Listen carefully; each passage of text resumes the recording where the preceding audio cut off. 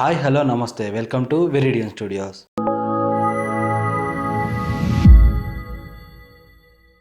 ఈరోజు మనం ఎంతో అద్భుతమైన విషయాల గురించి అయితే మాట్లాడుకుందాం. Don't miss this video and subscribe చేసుకోవడం మాత్రం అస్సలు మర్చిపోకండి. మేము చేసే ఈ వీడియో మీకు కానీ నచ్చితే ఒక్క లైక్ అయితే కొట్టండి. అది మాకు నెక్స్ట్ వీడియోకి బూస్ట్ లా ఉంటుంది. జంతువులకు కూడా మనుషుల్లాగా ఫీలింగ్స్ ఉంటాయా? ప్రేమ, డిప్రెషన్, యాంగ్జైటీ ఇవన్నీ ఉంటాయా వాటికి? ఈ స్టోరీ వింటే మీకే అర్థమవుతుంది. అర్థమవుతుందే కాదు, చాలా షాకింగ్ గా కూడా ఉంటుంది. ఇది నాసా ఫౌండెడ్ ఎక్స్పెరిమెంట్ అనమాట. 1960లో జోహాన్సీ లిల్లీ అనే ఒక న్యూరో సైన్సిస్ట్ అయితే ఒక వింత ప్రయోగం అయితే స్టార్ట్ చేశాడు. డాల్ఫిన్స్ చాలా తెలివైనవి కదా, వాటికి మనం ఇంగ్లీష్ అయితే నేర్పించగలమా అని ఒక ఐలాండ్ తీసుకుని దాంట్లో అయితే ఒక డాల్ఫిన్ హౌస్ ని అయితే కట్టారు. అందులో కొంత భాగం నీళ్లు అండ్ మరి ఇంకో కొంత భాగం మనుషులు ఉండేలాగా అయితే డిజైన్ చేశారు. మార్గరెట్ అనే ఒక 20 ఏళ్ల అమ్మాయి, పీటర్ అనే ఒక మగ డాల్ఫిన్ ఆ ఇంట్లో 10 వారాల పాటు కలిసి అయితే ఉన్నారు. ఆ అమ్మాయి డాల్ఫిన్ కి అయితే ఇంగ్లీష్ అయితే నేర్పిస్తూ ఉండేది. అదే హాయ్, హలో ఇలాంటి చిన్న చిన్న పదాలు అయితే వాడుతూ ఉండేది. ఆ డాల్ఫిన్ అదే పీటర్ కూడా చాలా బాగా రెస్పాండ్ అయ్యేవాడు. అతను మార్గరెట్ అయితే ఫాలో అయ్యేవాడు. ఇది సాగుతూ ఉండగా మెల్లమెల్లగా పీటర్ బిహేవియర్ అయితే చేంజ్ అయితే కనిపించింది. అతను మార్గరెట్ తో ప్రేమలో అయితే పడ్డాడు. ఆ డాల్ఫిన్ ఎప్పుడూ కూడా తనతోనే ఉండాలని కోరుకునే ఉండేది. ఆమె వేరే వాళ్ళతో మాట్లాడుతూ ఉంటే జెలసీగా ఫీల్ అయ్యేవాడు. ఆమె కాళ్ళకు తగులుతూ అటెన్షన్ అయితే ట్రై చేస్తూ ఉండేవాడు. ఈ ఎక్స్పెరిమెంట్ అనుకున్న ఫలితాన్ని అయితే ఇవ్వట్లేదని నాసా ఫండింగ్ అయితే ఆపేసింది. ఆ ల్యాబ్ ని అయితే కొన్ని రోజులకే క్లోజ్ చేయాల్సి వచ్చింది. మార్గరెట్ ని అయితే ఇంటికైతే పంపించేశారు. పీటర్ అయితే ఫ్లోరిడాలోని ఒక చిన్న ట్యాంక్ అయితే షిఫ్ట్ చేశారు. ఇక్కడే ఒక ట్రాజెడీ జరిగింది. మార్గరెట్ వాళ్ళిద్దరూ విడిపోయిన తర్వాత పీటర్ ఆ డాల్ఫిన్ అయితే డిప్రెషన్ లోకి అయితే వెళ్ళిపోయింది. తినడం మానేసింది. ఎవరితోనూ కలవట్లేదు. కేవలం ట్యాంక్ అడుగున పడుకొని ఉండేవాడు. కొన్ని వారాల తర్వాత పీటర్ అయితే ఆత్మహత్య చేసుకున్నాడు. డాల్ఫిన్స్ అయితే మన మనుషుల్లాగా అయితే కాదు. మనుషులు ఊపిరి తీసుకోవడం అనేది ఆటోమేటిక్ గా జరుగుతూ ఉంటుంది.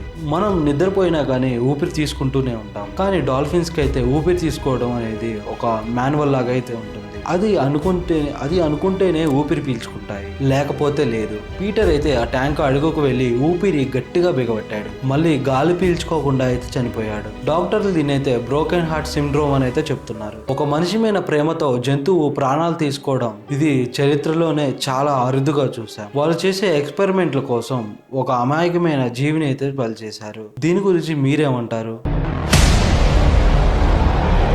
మనం చనిపోయిన తర్వాత మన బాడీని ఏం చేస్తారు? కాలుస్తారు లేదా పాతి పెడతారు, అంతే కదా. కానీ జెర్మీ బంధం అనే ఒక ఫిలాసఫర్ మాత్రం నేను చనిపోయిన తర్వాత కూడా అందరితో పాటే ఉండాలి అని ఒక వింత కోరిక అయితే కోరాడు. ఆయన లండన్ లోని యూనివర్సిటీ కాలేజ్ లో ఎంతో హెల్ప్ అయితే చేశాడు. ఆయన వీలునామాలో ఏం రాశాడు అంటే, నేను చనిపోయిన తర్వాత నన్ను ఎవరైతే పాతి పెట్టకండి, నా శవాన్ని అయితే భద్రపరచండి, నాకు నా బట్టలు అయితే వేయండి, నన్ను ఒక కుర్చీలో కూర్చోబెట్టి ఆ యూనివర్సిటీలో ఒక బాక్స్ గ్లాస్ లో అయితే పెట్టండి, మీరందరూ కూడా ఏవైనా మీటింగ్స్ పెట్టుకుంటున్నప్పుడు అక్కడ నేను కూడా ఉండాలి అనేది రాశాడు. ఇక్కడ వింతేంటో తెలుసా, ఆయన చెప్పినట్టు చేశారు. ఆయన చనిపోయిన తర్వాత ఆయన అస్థిపంజరానికి గడ్డి మరియు దూది నింపి ఆయన బట్టలైతే వేసి ఒక కుర్చీలో అయితే కూర్చోబెట్టారు. దీన్నే ఆటో ఐకాన్ అంటారు. కానీ ఒక చిన్న సమస్య అయితే వచ్చింది. ఆయన తలని ప్రిజర్వ్ చేసే ప్రాసెస్ లో ఫెయిల్ అయితే అయ్యింది. అది ఎండిపోయి ముఖం అయితే వికారంగా తయారైంది. చూడడానికి ఒక దయ్యంలాగా మారింది. అందుకే ఆ నిజమైన తలని తీసేసి దాని ప్లేస్ లో ఒక వ్యాక్ తలని అయితే పెట్టారు. కానీ ఆ నిజమైన తలని ఏం చేశారో తెలుసా,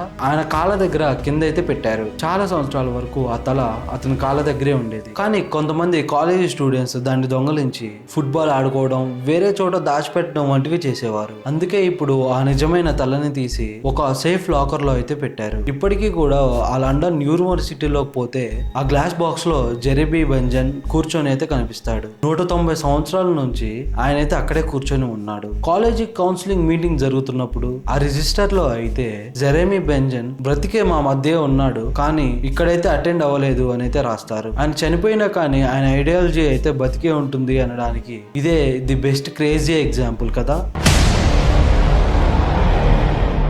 మోడర్న్ వరల్డ్ లో మనం ఎంత బిజీ అయిపోయామంటే మన పక్కింట్లో ఏం జరుగుతుందో కూడా మనకు తెలియదు. దీనికి అత్యంత విషాదకరమైన ఒక ఉదాహరణ చెప్తాను చూడండి. ఇది జాయిన్స్ విన్సెంట్ స్టోరీ. ఇది బ్రిటిష్ లో అయితే జరిగింది. 30 ఏళ్ల మహిళ లండన్ లోని ఒక అపార్ట్మెంట్ లో ఉండేది. ఆమె చూడడానికి చాలా అందంగా ఉండేది. ఒక మంచి జాబ్ అయితే చేసేది. తనకి చాలా మంది ఫ్రెండ్స్ అయితే ఉన్నారు, చాలా మంది సెలబ్రిటీస్ తో అయితే పరిచయాలు కూడా ఉన్నాయి. నెల్సన్ మండేలాను కూడా కలిసింది. కానీ జనవరి 2006లో అపార్ట్మెంట్ అధికారులు అయితే తన ఇంటికి అయితే వచ్చారు. కారణం ఏంటంటే ఆమె చాలా కాలంగా రెంట్ అయితే కట్టట్లేదు. తలుపులు కొడితే ఎవరైతే తీయలేదు. దాంతో వాళ్ళు తలుపులు పలగొట్టి లోపలికైతే వెళ్లారు. లోపల దృశ్యం చూసి వాళ్ళైతే షాక్ అయిపోయారు. హాల్లో సోఫాలో ఒక అస్థిపంజరం అయితే కూర్చొని ఉంది. టీవీ కూడా ఇంకా ఆన్ లోనే ఉంది. కింద నేలపైన క్రిస్మస్ గిఫ్ట్స్ అయితే ప్యాక్ చేసి ఉన్నాయి.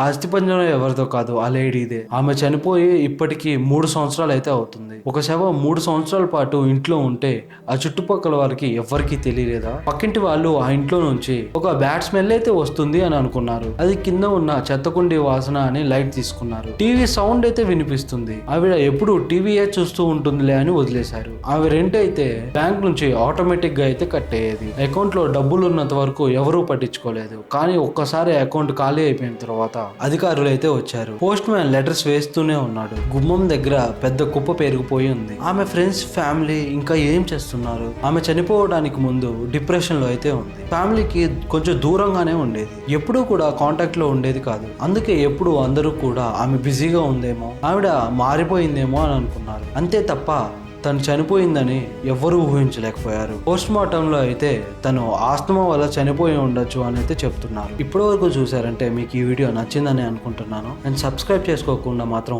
అస్సలు వెళ్ళకండి.